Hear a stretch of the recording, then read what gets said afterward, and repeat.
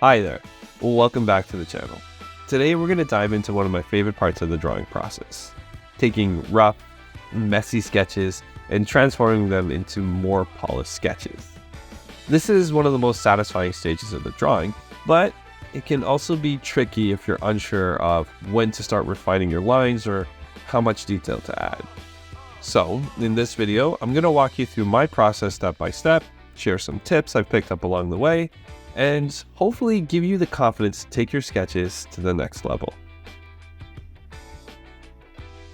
Let's start by talking about rough sketches.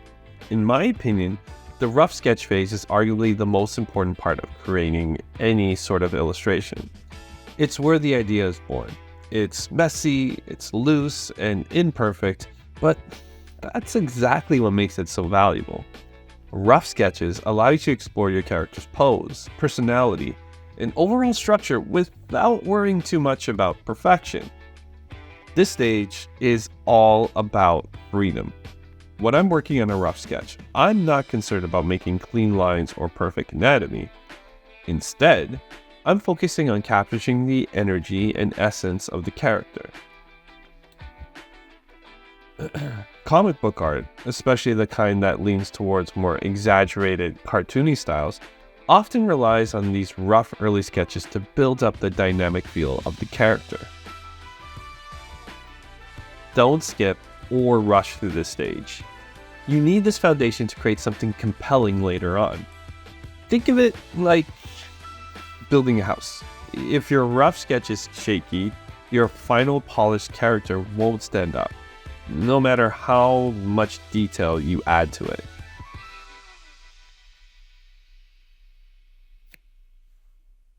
When it comes to rough sketching, the tools you use can make a huge difference. For me, the Samsung Tab S9 Plus paired with Clip Studio Paint is perfect for what I need to do. There's a few key reasons for this. First of all, I've been using it forever, so I'm already familiar with the drawing app, but even more so is the Clip Studio Paint is available on my phone, my tablet, and my laptop, and it's the exact same software across those devices. So I can freely switch between either of those pieces of hardware and have the exact same sketching experience, which is actually quite invaluable.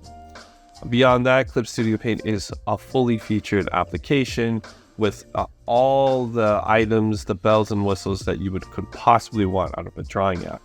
The downside of Clip Studio Paint is that it is a monthly subscription fee and kind of a pricey one when you compare it to some of the other competitors in the Android Play Store. But with all those benefits, it's something that I'm willing to pay for. Now, when it comes to brushes that I use for sketches, I usually kind of just stick with one. I've imported the soft round brush from Photoshop. This is an old brush. It's been with Photoshop forever, I think since version 3, maybe even earlier.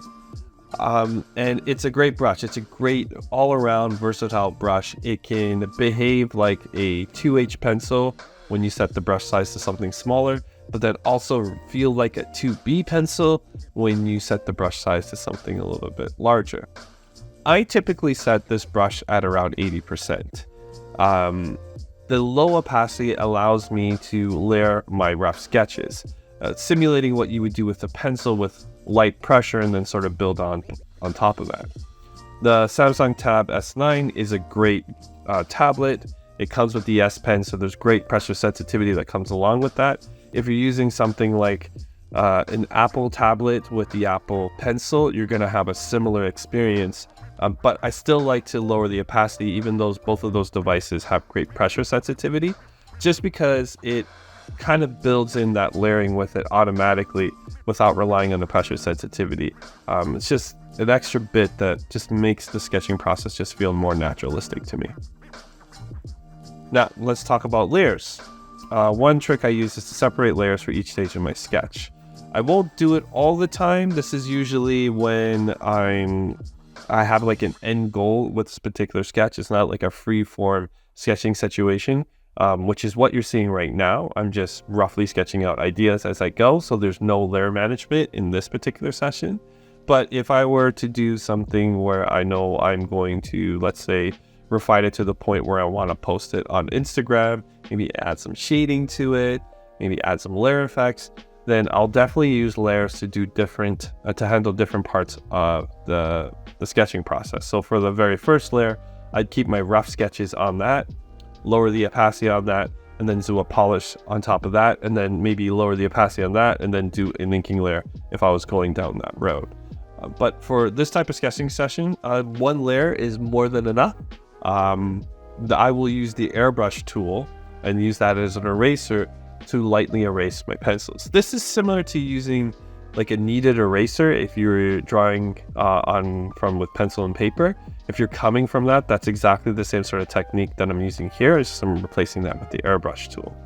Lightly erasing your pencils allows you to keep everything that you've done, but just work on top of that, refine it, polish it, without losing some of the energy that you had with your rough sketches. So that's essentially it. I basically just use those two brushes throughout the entire sketching process, and that's exactly what you're seeing here. One of the biggest challenges when you're working with rough sketches is finding the right pose and gesture. This is especially important when you're creating like comic art or doing manga or something more cartoony, where dynamic poses can make or break a character's design. Gesture drawing is the key here. When I'm sketching out the initial pose, I don't focus too much on the detail.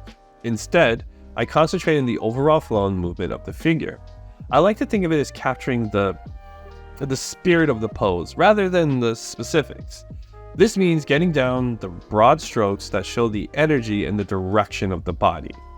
For example, if I'm sketching an action pose, maybe a character throwing a punch or leaping through the air, I'll start with a quick line that represents the main movement of the body.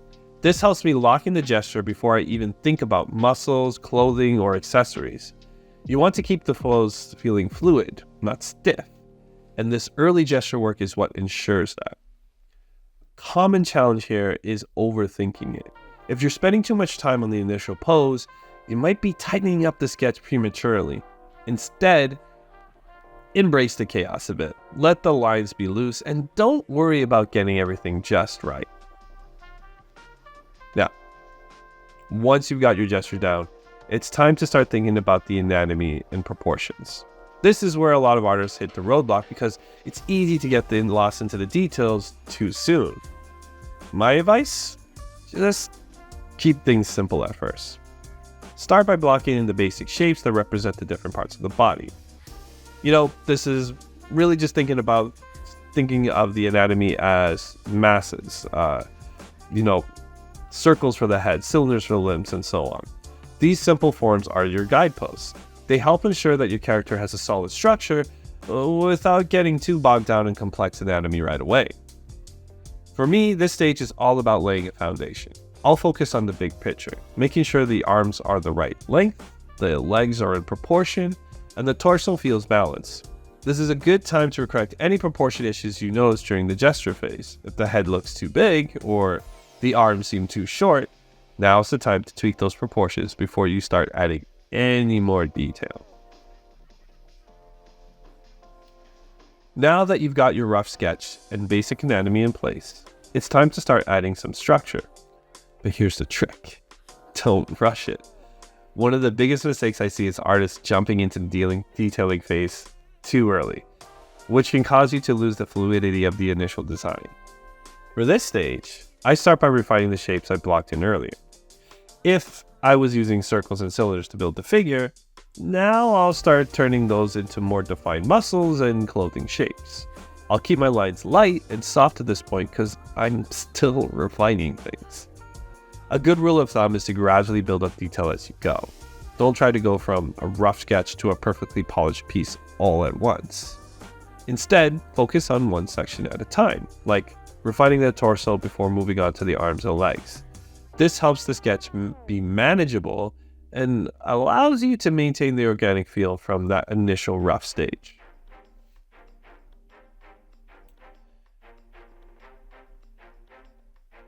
So now that you have the anatomy done, moving on to this stage is where the magic happens. When you finally start turning those rough lines into something clean and polished. But again, the key here is patience. When I'm ready to polish, I'll often create a new layer over my new sketch. And again, this is if I was doing a full illustration. For this case, I'm just going to grab my airbrush and I'm going to slightly erase it so I still have the rough lines with some of that anatomy information still barely visible, but able for me to add my new lines on top. One thing I like to focus on this stage is line weight. Varying your line thickness can add a lot of depth and dimension to your characters. I'm not inking at this stage, so I'm not relying on it as much as I would when I would move on to digital inks. Rather, these thicker lines are just to help me determine the weight of the character, the depth of the character, without getting too stuck on it, too granular with it. But I will be very careful about using like delicate lines for like the facial features. I might use thicker lines for things like the clothes, just so I'm able to communicate the properties of those different aspects a little bit more clearly just from the size of my brush. Another tip I recommend is zooming in and out of your sketch often. This is something you see me do throughout this session. This helps me get a better sense of the overall composition, making sure everything still looks balanced and cohesive. It's very easy to get lost in the details, so stepping back to see the whole picture from time to time can keep you grounded. Once I've had my more refined lines, it's time to start thinking about bringing your character to life with some small details. This is where you get to add personality, and honestly, this is where a lot of the fun can come into play. Whether it's the texture of the clothing, the expressions on their face, or the way their hair flows in the wind, these little touches can make your character feel unique, feel more grounded in some sort of reality. But it's important not to go over. Adding too many details can overwhelm the sketch and distract you from the core of the character. It can take away from all that energy that you preserved from your initial rough sketch. I tried to focus on a few key details that define the character's personality. These are things like the expressions are very much key. The eyes, for sure. I will spend a little bit of time rendering the eyes a little bit. If there's a key aspect of their costume, whether if it's the belt or a cape or piece of jewelry that's a big part of the character, or really defines the character, I will spend a little bit of time detailing that more than I would other elements of the character. The trick here is to find elements that's really going to serve the character or serve the illustration that you're drawing without getting too lost in the details. Again, we're just trying to have a sketch session here. We're not trying to do a full illustration. We want to keep things loose, but at the end of it, have a piece of drawing that we're really happy with and something that we could potentially share with others, and they're going to be able to recognize it as the character and not just a mass of random lines. Finally, let's talk about some common mistakes that I know I definitely do whenever I'm doing a sketching session.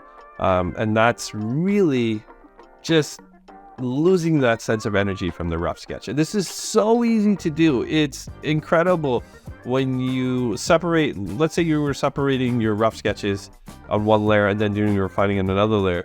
Try toggling back and forth and seeing the big difference between the two. And you'll see how incredibly stiff your character inevitably gets as you start refining the pose. So that's the biggest trick, the biggest balance, the biggest challenge when it comes to a sketching session is how do you capture that energy that you lay down in your rough sketch all the way through the refinement process. And really that comes down to figure out what lines capture that movement the best, and then making sure that you're not over detailing. When you do start over detailing in your sketching stage, you kind of lose sort of the core, the focal point, the main purpose of that sketch.